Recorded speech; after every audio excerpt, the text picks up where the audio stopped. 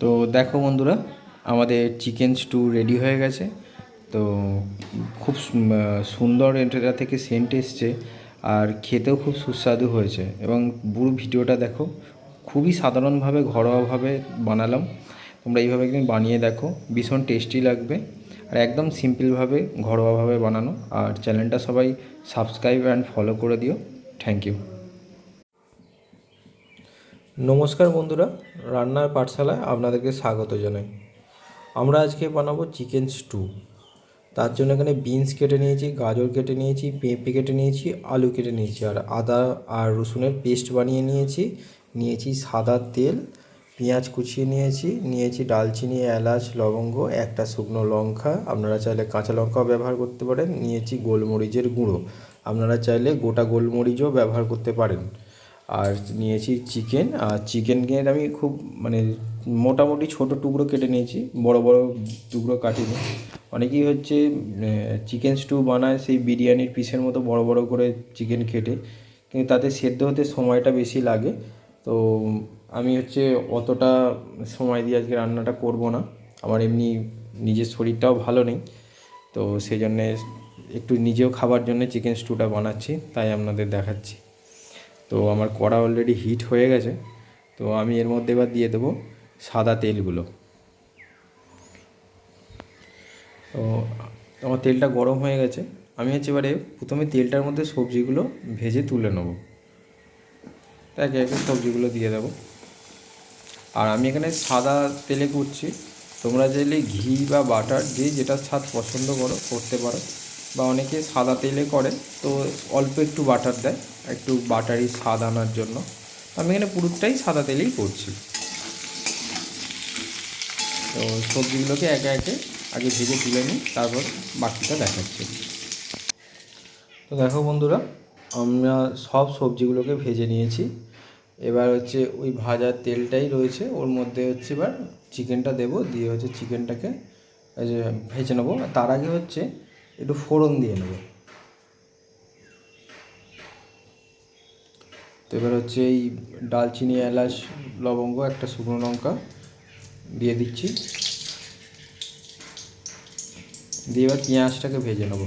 তারপরে চিকেনটাকে দিয়ে ভাজবো। চিকেনটাকে এখন ভাজতে পারতাম, তো চিকেনটাকে আবার আলাদা করে ভেজে তুলে রাখতে হতো, আবার এই মশলা ভেজে তাহলে দিতে হতো। কিন্তু অত করে লাভ নেই, আজকে এইভাবেই করব। পেঁয়াজ দিয়ে দিলাম, পেঁয়াজগুলো হালকা ফ্রাই করে নেবো, করার পরে চিকেনটা দেবো। পেঁয়াজটা আমার হালকা ফ্রাই হয়ে গেছে। এবার এটার মধ্যে আদা রসুনের পেস্টটা দিয়ে দেবো, দিয়ে একটু কাঁচা গন্ধটা যাতে না থাকে সেই জন্য একটু ভেজে নেব। আর মশলাগুলো ভালো ভাজা হয়ে গেছে, এবার মাংসটা দিয়ে দেবো। মাংসটা দিয়ে মশলাটার সাথে মাংসটাকে খানিকক্ষণ ভেজে নেব। নাহলে মাংসটাকে যদি প্রথমে ভাজতাম আবার আলাদা করে ভেজে তুলতে হতো, তো সেক্ষেত্রে এটা এক্সট্রা খাটনি হয়ে যায়।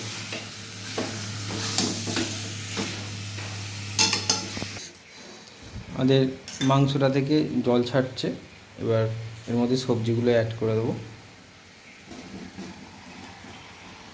সবজিগুলো দিয়ে মাংসটার সাথে ভালো করে মিশিয়ে নেব।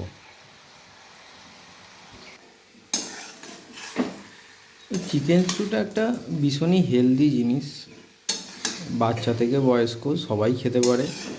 যারা জিমে যায় তাদের জন্য এটা খুবই ভালো। একটা মাংসে প্রোটিন রয়েছে, তার সঙ্গে সমস্ত সবজি রয়েছে, এবং বিশেষ মশলাদার নয়। তো এটা, এবং যারা অসুস্থ রোগী তাদের জন্য এটা খুবই উপকারী জিনিস। এবারে এটার মধ্যে কয়েকটা গুঁড়ো জিনিস অ্যাড করব। প্রথমে নুনটা এর মধ্যে দেবো, কারণ আমি এখনও পর্যন্ত নুন দিয়েছিলাম না। পরিমাণ মতন এতে নুন দিয়ে দেবো।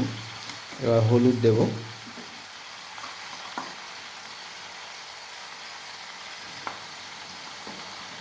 আর দেব গোলমরিচের গুঁড়ো।